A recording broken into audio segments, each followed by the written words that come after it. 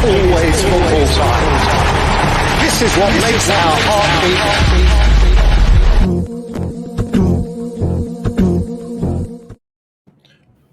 Welcome back to the Football Tragics. I am your host, Aaron. I'm joined here by Tony, Morty, and Campo. Heyo. How are we doing today, lads? Tell you Wonderful. what, it feels weird not hearing Good to be back. It feels weird not hearing the whole song, but you know, we'll go with it. It is a shortened version for our YouTube specials. For anybody who doesn't know who we are the Football Tragics. We have been running for 2 seasons now over on Soundcloud or Apple, wherever you get your podcasts, but we've transformed into the audio, the visual side of it now.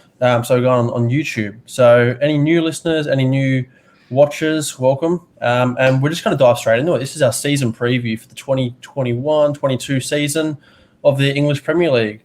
So, Tony, who do you support, just quickly? Obviously, I support United. Badges on the chest, so we're ready to go. And with the Liverpool jersey on. Yep. So they get along great. Proud. And then Campo with the Spurs jersey. Wrong one. And I've got Chelsea. Hardly see it. Anyway, we're going to jump straight into it. We're going to start off with transfer news, boys. There's been a lot of big transfers and also, a few of the smaller teams, doing some deals here and there.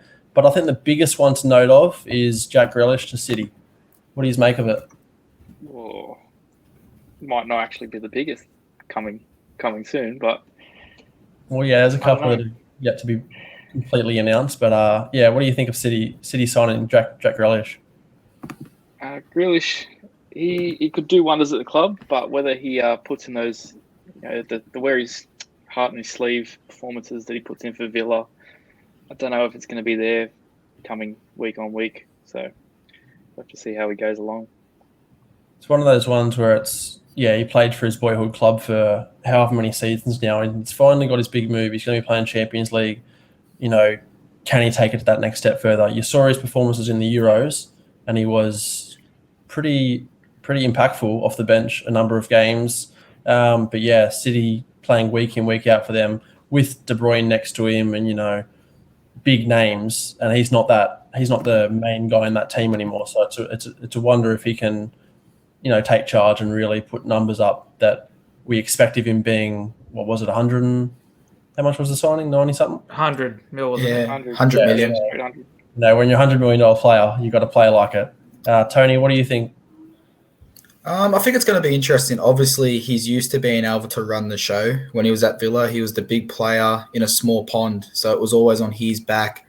How does Jack Grealish want to play? That's how we're going to play. We're going to run through him. Where I think if you're throwing him in with De Bruyne, Sterling, Mahrez when he's on the pitch, I think there could be a tendency for him to get lost, or they want to play their way, and that's going to see him have a few bad games, and that's when he's going to start copying that criticism. Definitely. And Campo, what do you think? Are you for the move? Are you against it? I'm happy for it, but I'm opposite to Tony. I think that because he's not getting all the attention, when he does get the ball, he's going to do magical things every time. He doesn't have to shine for 90 minutes, 25 minutes. That's all he needs now. There's obviously City have been making moves. They're also after your boy Harry Kane. I think you're pretty much prepared for it to happen at this point. You've come to terms with it, I suppose. It doesn't bother me if he goes or not. It'll be sad to see him go, but if they're going to offer us 130 mil plus Bernardo Silva, it's a no-brainer for me. Yeah, I think Bernardo going the other way would be an important sign for you guys. But, just on that though, the last time that Tottenham made this big old transfer with all this money, you did shit all with it. Yeah, but new manager at the helm, so we'll see what he can bring. There's still the same people in charge, mate. It's not going to work. How many players did they sign to replace Bale? 7 or 8, and then he ended up coming back and outperforming all of them. Pretty much. Yeah.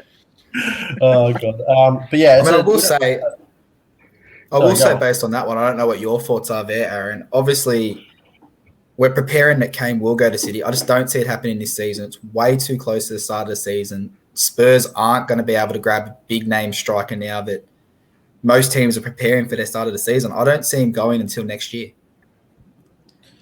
Yeah, well, he's been pretty adamant the move's happening. I think he's pretty keen on himself, Harry Kane. But as you said, whether or not other teams would want to lose their strikers to Spurs, who need a replacement for Kane, is one thing, because there probably wouldn't be many teams out there that would want to lose their star man. Obviously, Southampton just got rid of Danny Ings to Villa out of nowhere. That's a weird transfer, but that could have been a player that Spurs could have gone after. But that's ship sailed now. I'm thinking maybe Serie A. There's a few players in there. You've got Lautaro Martinez, but Inter would not want to lose him at all. They've already lost, who we'll talk about in a bit, Lukaku.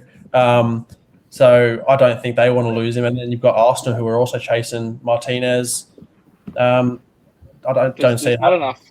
There's not enough for that striker that will go closer to the season left in the clubs at the moment like that. And Spurs aren't going to be going out throwing 100 mil for another striker. I think if Martinez comes to Spurs, Kane goes to City. That's the only way that happens.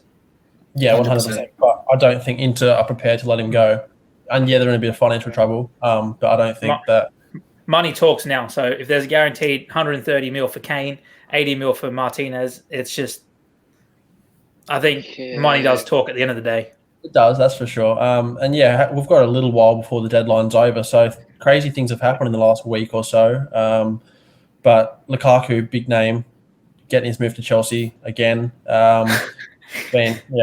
Spent a bit of money on him to get him back. But it's that big name that we need. It's that big striker. I'm personally over the moon with it. I think Haaland probably would have been the best choice, but Lukaku's the next. He would have been the smarter choice, but being of age and whatnot. But Lukaku's a proven goal scorer. He's done it for as much as everybody gave him stick for United. He did it for United at times. Yeah. He did it for Everton. He did it for West Brom. He's got plenty of Premier League experience. He went to Serie A, did it for Inter. He's 28. He's in his prime. I'm personally over the moon with the transfer. I think he'll be the perfect man that we needed since Drogba, Diego Costa. Any of you boys have any objections to that? What do you think? I think if you're paying 100, how much was it? 120? No, it was apparently 9. No, I think 97. I think it ended up being pound. Yeah, less than Grealish. Yeah, you can fork out a bit more to get the best striker in the world going at the moment. The problem is nobody wants to get Dortmund do not want to lose Haaland. They were pretty adamant on that. They're happy to wait it out. They already lost Sancho. Yeah. Well, I thought Haaland. I thought they'd kind of willingly let Haaland go for the money, because otherwise, you give it a year and he's going for half that. Half that, exactly right. So I was thinking that we were getting close to signing him, but he seemed pretty happy to stay. And I think he's that player that wants to prove himself truly before he gets that big move. Dortmund's a big club, of course, but he was happy to, stay that little bit extra. Salzburg for that little bit. Oh, not Salzburg. Who was it? The Austrian one, whoever he was playing for. One of the ones. And then he's happy to stay at Dortmund and continue scoring goals. Though he scored a hat trick in his first game this season for him. So I think nine goals in 3 games. Yeah. So I think, as I said, Lukaku's the next best option, and I think he'll be perfect replacement. I just think he's paid way too much for a Bambi with a good left foot. Yeah, I mean, I see where you're coming from there, saying he's a Bambi, but even with that Bambi touch, he's always scored goals in the Premier League. So you're not going after a Haaland who we can sit here and say, yeah, he scores goals at Dortmund, he's going to be a great striker, but until you've played in the Premier League, you're not going to know what happens. 100%. And that's the same thing as, Timo Werner. He's not the same striker, but you saw what he did at Red Bull Leipzig. He had some serious numbers. Then he's come here and he's a different player. I'm not to say he's not going to, prove he's wrong. I still think he's in for a good season, especially with Lukaku next to him. But the Premier's a different league, and a lot of players get found out. Couple different moves as well. We've got Leon Bailey went to Villa. Who else didn't go to Villa? 10 of them went to Villa. We've got Buendia, which from Norwich's perspective it was going to happen, but they're in the Prem as well now. So why are they losing their main man? These are all the transfers you expected last season when they went down beforehand. Exactly right. I don't know why they're letting it happen now. Yeah, well, Villa signed Danny Ings as well out of nowhere. Spurs have signed, was it Christian Romeo, centre-back? Yep, Brian Gill, right wing. Yep. What are your thoughts on those 2 transfers? Didn't know anything about Brian Gill, so I'm not going to comment on him, but I like the fact that we went out and signed the Serie A's best defender last year. So that's what the rumours are saying, that he was, if not the best centre back in the Serie A last year. So I like the intent that we've lost Alderweireld and Vertonghen. We've had shit centre backs for a while now. So some good intent there. Yeah, I mean, when you've got the two Euros winning centre backs, Bonucci and Chiellini at Juventus, I don't know if you can call them the best centre back in Serie A, but we'll go with it just for campo. Oh, good. And then Tony, your boys have made a number of great transfers, to say the least. Yeah, obviously Varane was that centre back we probably do need, a bit more pace that can help complement Maguire. We saw what happened when he was at the Euros, when he did have a competent centre back next to him. And then as for Sancho, it's something we've seen coming now for the last year and a half. We've showed our intent, and United and the board copped a lot of stick for not signing him last year, but now we've come in and we've actually got a discount on what we were going to pay last year. So I think in the end, two good signings, and the way Ollie's talking, we could still be in for Trippier, and we could still be in for a centre defensive mid. Yeah, I think United do need a centre defensive mid for sure. I don't know if the likes of Fred, McTominay and stuff, and Matic even, who's a bit older, can do it for the full season and produce quality performances week in, week out. But yeah, it's going to be an interesting league title race, I think, this season. I think it's probably going to be the closest we've had in a while. We do say that a number of years, but a lot of teams. Honestly, say this year would be a lot closer than the past 3-4 years. We've got Liverpool back to full strength with Van Dijk returning from injury. Haven't really made any signings though. What are your thoughts? We've signed no one. We just lost. You signed Kanata. Oh, Kanata, Was that the beginning of the transfer? Done. Yeah, that was done before the transfer went over. We lost Wijnaldum. I still think we should be in for a centre mid. Do you think I do think. Go, Aaron.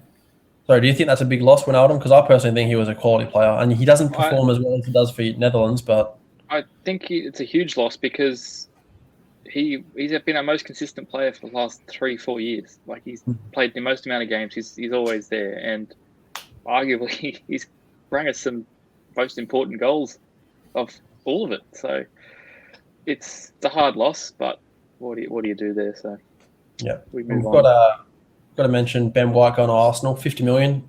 Definitely overpaid for, but that's the English tax. It's the way it is. Yeah. When you look at United getting Varane for basically the same price, and then Arsenal going to sign Ben White, who is a good player, but Brighton are probably laughing there all the way to the bank. I think it's a bit questionable. Obviously, the price tag's there for one of two reasons. Obviously, they could have gone after a Varane, and this is what came up when there was no other interest except for United when it came to this transfer. And I think the biggest thing is Arsenal have no European football, so they're going to have to overspend to get a good centre-back. Yeah, but is Ben White the answer to that centre-back? So, well, who else is going to want to go there that's a good centre-back? Yeah, no, I understand that. So it's just Arsenal. I think with Ben White, it's one of those ones where it's like you take him at your club, because I think Chelsea was after him for a little while, and while we were having a bit like defensive issues for a little while, I was like, yeah, well, I'd love to grab him. But you hear about how much they paid for him, and you can shrug it off. You can say that to, we've dodged a bullet in a way there. But look, he's going to put in some good performances, I think, and he's going to make Arsenal better, because at the end of the day, the back line is just as bad as Spurs. So, I think he's going to win games for him. And I don't know if it's 50 million, but he'll repay it in one way or another slowly over the course of the season. But he's just going to cop the Arsenal abuse from being a very expensive signing, that arguably he would be a great $30 million signing as a great centre-back pairing. Yeah, but sure. Whether he can survive as that star signing at the back is going to be different that's story. That's what you get with signing from another English club who doesn't want to let a player go, let alone, they'll always take the money when they can. But yeah, that's going to wrap up a little bit of the transfer news. Obviously, there's been a number of signings elsewhere, but we'll probably get into those throughout each round as we Can we just talk about one more?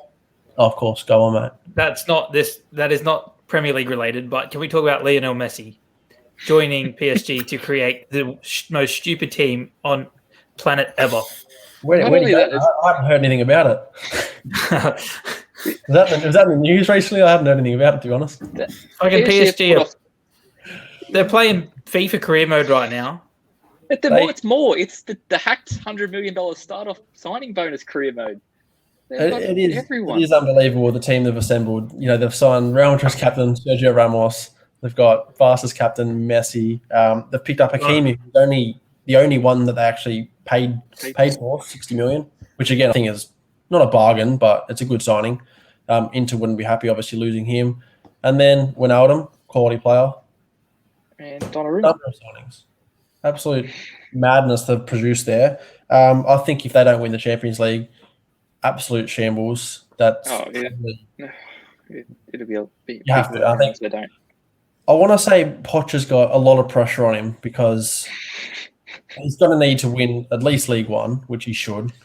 He'll probably need to win the Cup, and he'll probably have to win the Champions League. So he's basically got to win every title he's challenging for.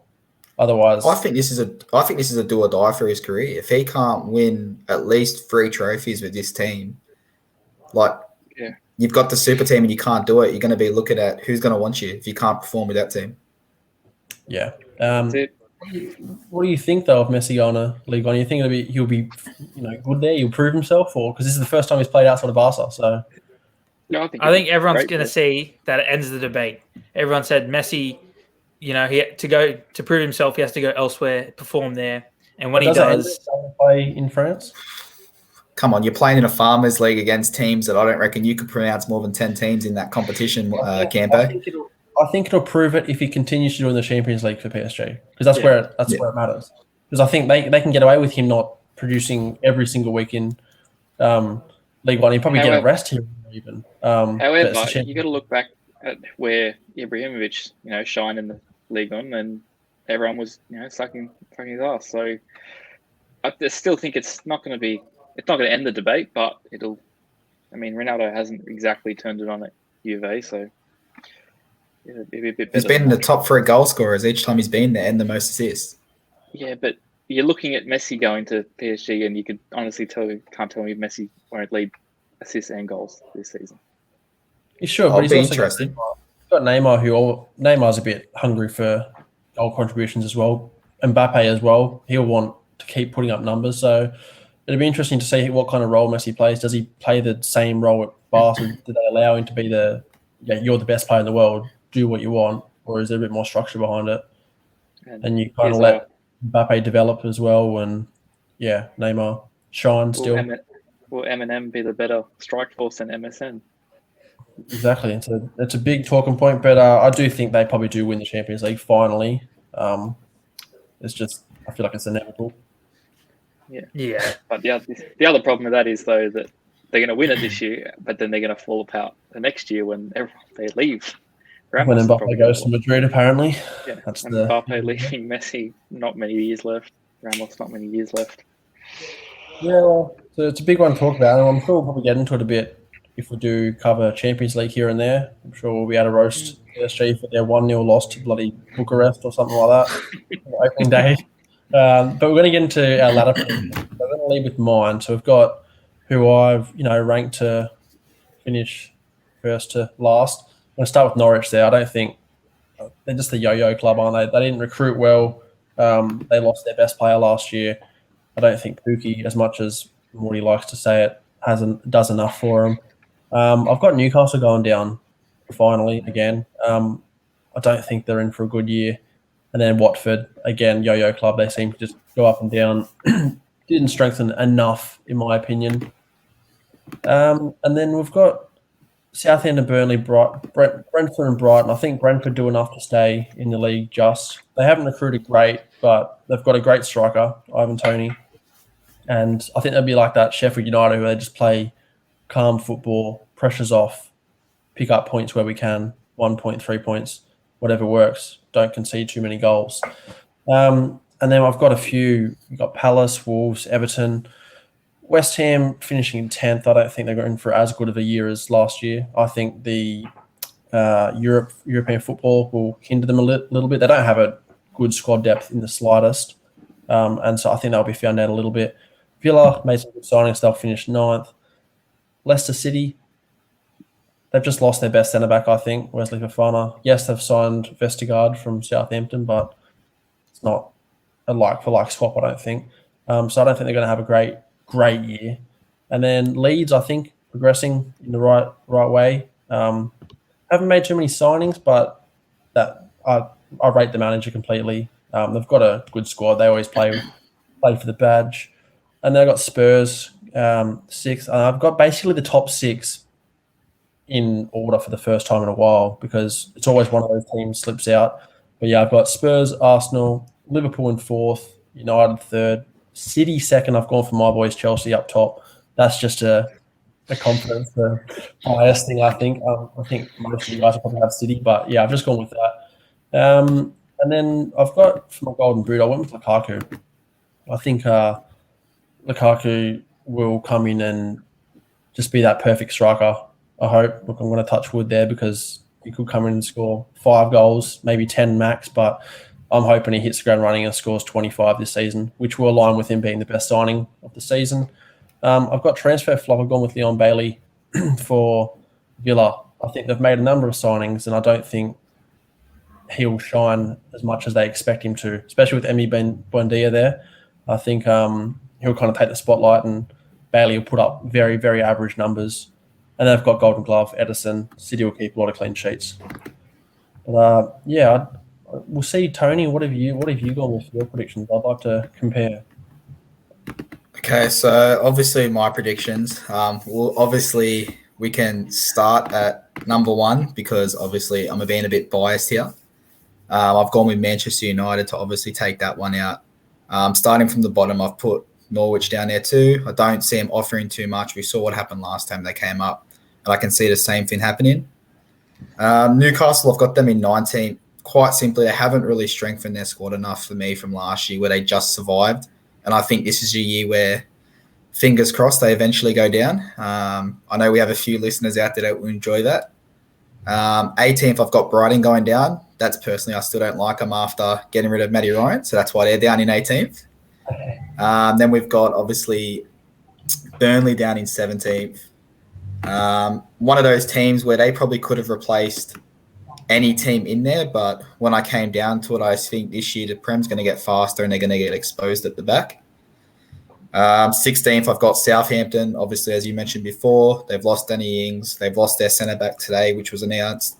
And I think they're just going to struggle to get signings in before the start of the season. 15, Brentford. I just think they'll do enough to stay up. They won't set the world alight like Leeds did last year, but they'll do enough to stay up.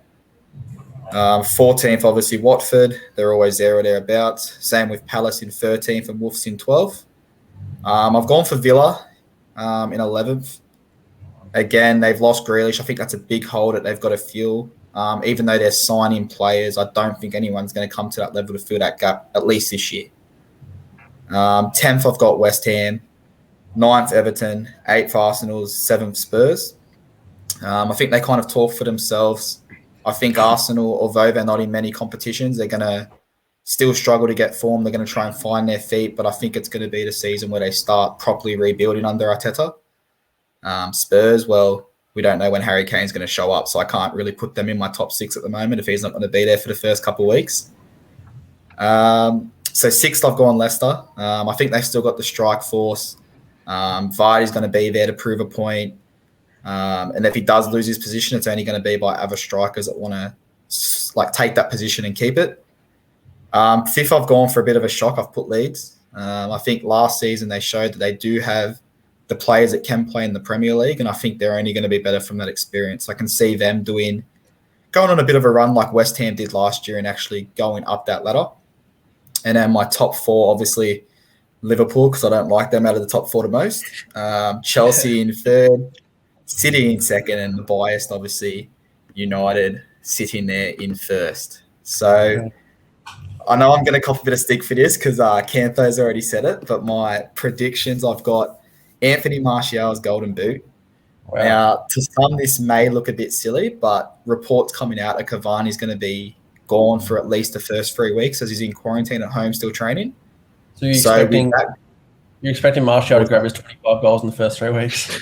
Well, I'm expecting him to grab a few goals, and then Marcus Rashford's had shoulder surgery, so he's also going to be getting that starting position. And I think if he can hit the ground running, then it's a question for Ole, how do I use Cavani? Do I use him as a poacher in the last 15, 20 minutes?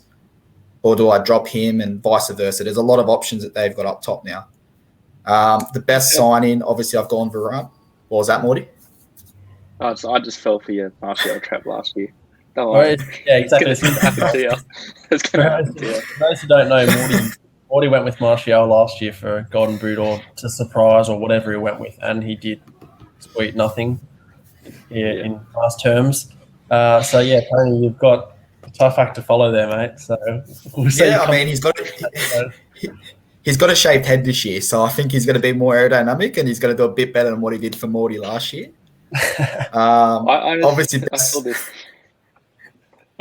Obviously, best signing I've gone for Varane. I think that's the centre back that they need, and it's going to show you, although he may not be that scoring centre back, he's going to improve the squad, help Maguire, help Wan-Bissaka, help Luke Shaw, and it's going to look like that defence is a lot more solidified. Golden Glove, I've gone Edison, same as Aaron.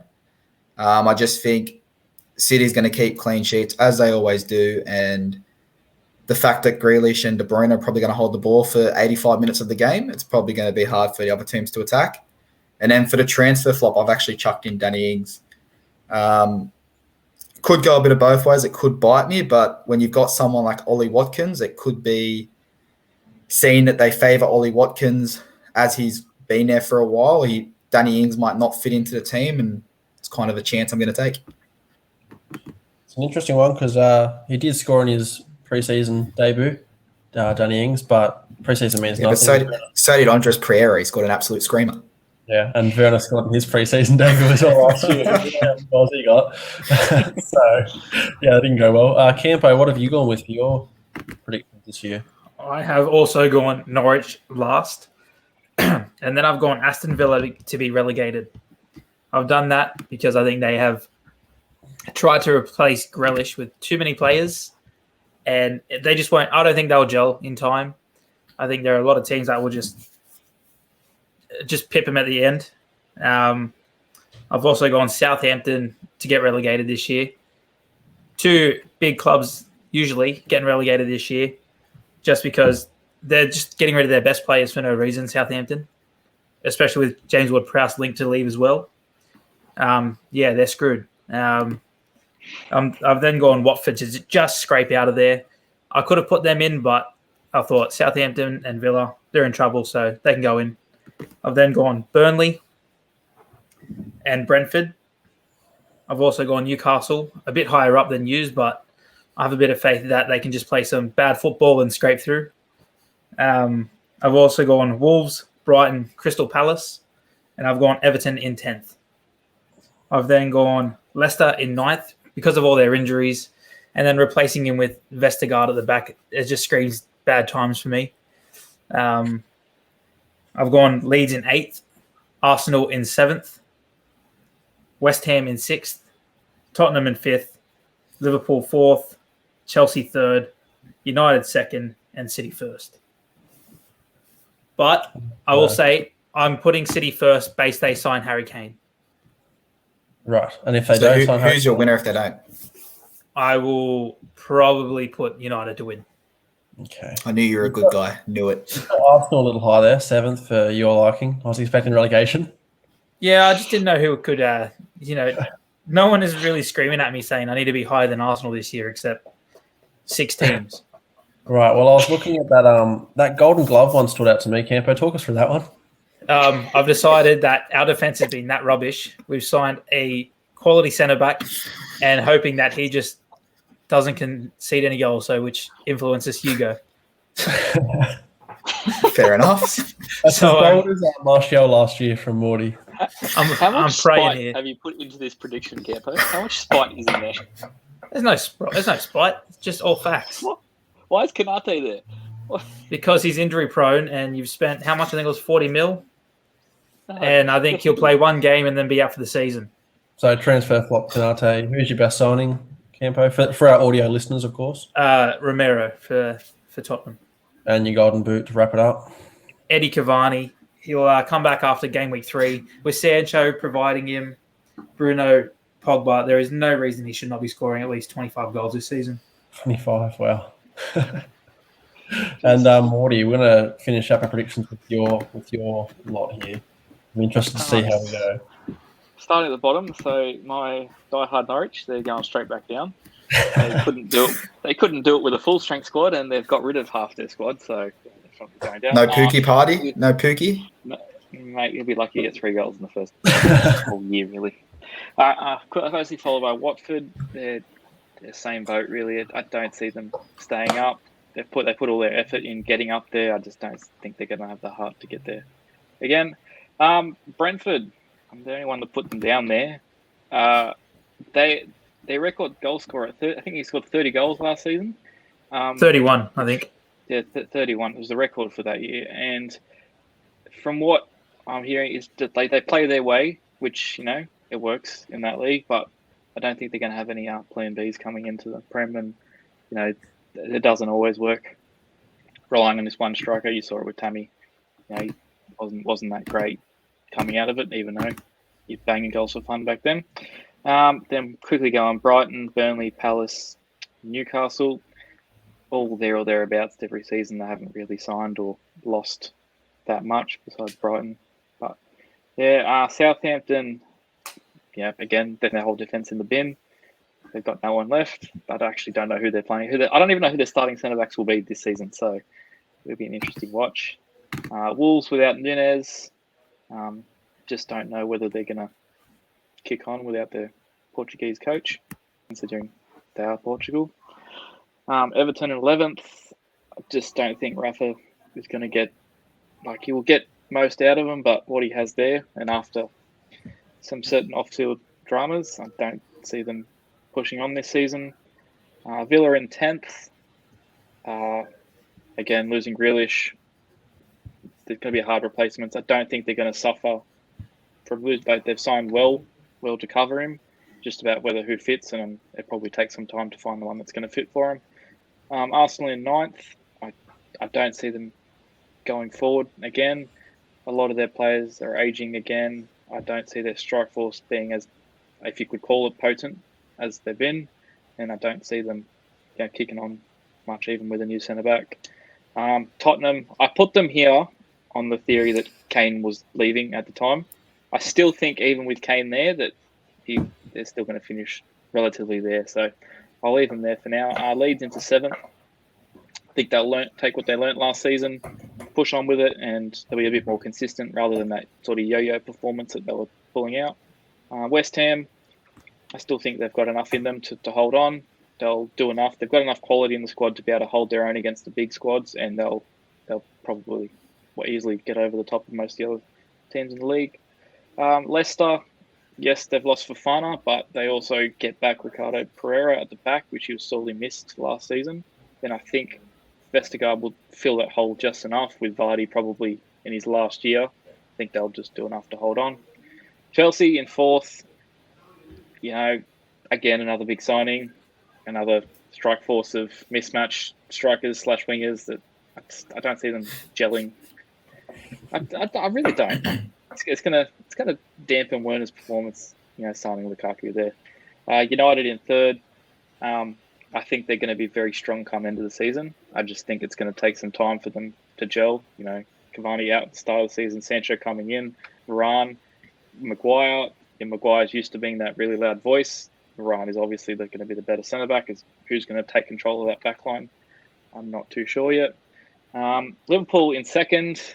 I'm a non-biased person, unlike everyone else here. And City in 1st. That's the first year, 3 years we've been doing this. First year you've gone with Liverpool in 2nd, I believe. So I've still got a 50% record, so it's all good. I'm running through the rest of your predictions. Transfer flop, like you, Aaron. I go on Leon Bailey. I think they expect a lot out of him, and he's not going to provide that. He didn't really light up the Bundesliga as much as everyone thought. Best signing, Grealish. I think he will kick on eventually, but he might be a bit rough around the edges to start. Golden Glove, Alisson. Liverpool, even with the injury to Robertson, just Van Dijk at the back, it shores them up. Alisson kept clean sheets on his own last season with Van Dijk back. Swimming, and Salah for Golden Boot.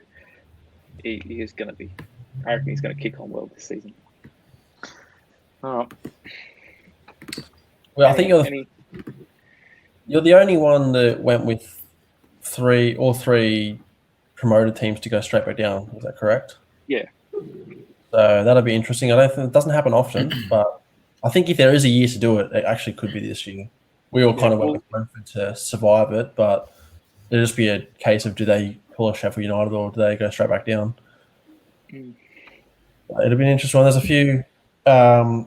There's quite a few differences between all of us, so that'll be a fun watch come into the season when we rank them and see where everybody kind of placed.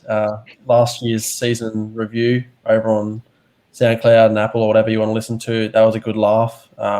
Again, you'll hear the audio from when Morty predicted Martial to be the top goal scorer, and that never happened. Right. So it'll mix in with Tony this year. Don't worry. We'll look it up. Don't worry.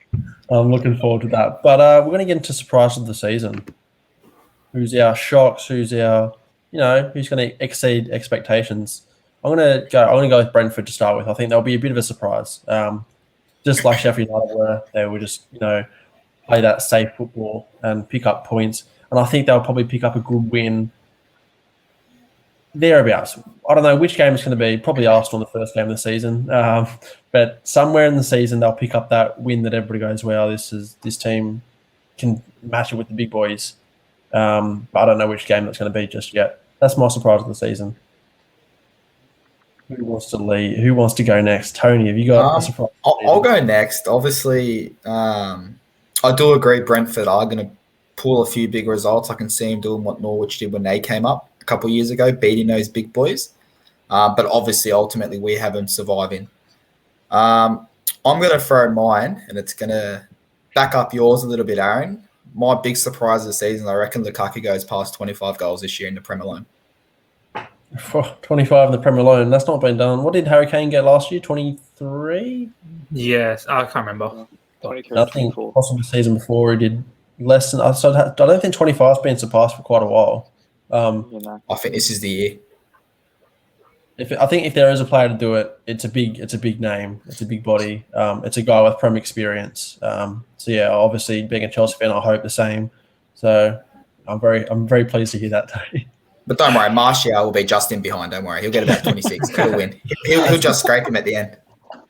Right, Morty, who have you gone with for a surprise of the season? Look, I've had them 10th, so I'm going with Villa. But I think if they can get that team to gel a lot quicker than a lot of the other teams around them, and I mean, we saw last year that if they didn't get so much COVID-affected games, they could have quite easily been up in that 5th, 6th that whole time because I think they got the squad to do it. Yes, they've lost Grealish, but they've got Buendia is going to be key for them this season, and I think they can kick on. So Villa, one to watch. And Campo, who have you gone with for your surprise of the season? I have gone Leeds United. Yeah. I think people expect them to do well this year, but I think they could go above and beyond that expectation.